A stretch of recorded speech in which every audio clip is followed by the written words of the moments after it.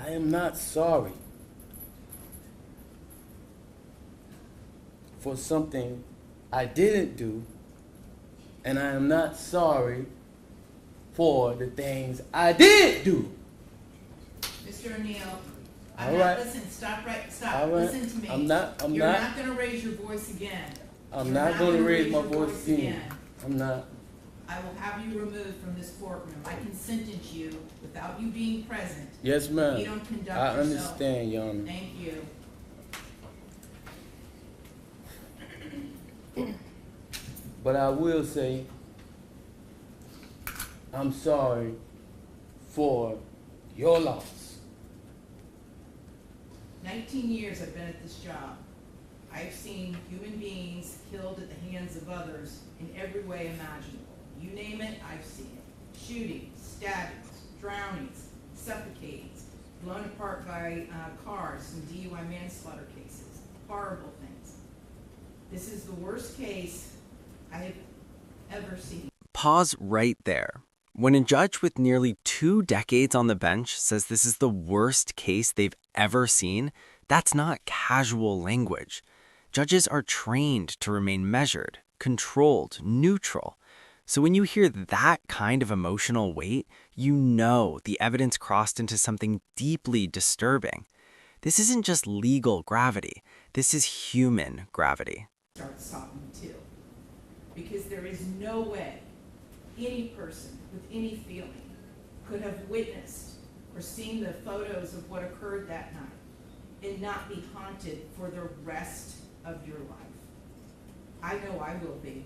For the rest of my life, I'll be haunted by what I saw as far as the evidence and just the abject cruelty of it all. The abject cruelty. And I was aware, because I reviewed a lot of the discovery ahead of time, as you well know, did a lot of in-camera inspection of a lot of documents. And I was aware there was some evidence, at least, that when you needed to recover from your gunshot wound, that neither your parents nor your Aisha, Ms. Robinson, would let you come recover at their home. I don't know if it's true or not. I'm not going to get into a dispute. I'm just mentioning there was some evidence referencing that in the records. And all I could think about, because I knew that Miss Barron was not with you romantically at the time. And I knew that she just out of the goodness of her heart let you come stay with her. And it is beyond tragic that that critical decision ended in so much horror for her and for her children. It is unspeakably cruel what happened as a result of that one decision. The way that Ms. Barron died was horrific, and that 911 call, which captured truly all of it. You heard, and everyone who's heard that 911 call heard a death scream. If anybody ever wants to know what it sounds like before a human being dies, knowing that their death is imminent, that's exactly what it is. That was a death scream. We're going to see if it's true. But what happened to little Ranivia and to little Ronnie, but I'm going to focus on Ranivia, because she was special. And you could tell Miss Barron had done everything she could to create a beautiful home for her family. I noticed that the Ranivia's bedroom, before you set it on fire, you could tell she tried so hard to make her feel like a princess. Kenyatta did everything she could. And I noticed too in the kitchen, on the refrigerator, she put up magnets that said faith, love, family, hope. And then you know what else happened to that refrigerator during that night? It got splattered with blood all over it due to what happened.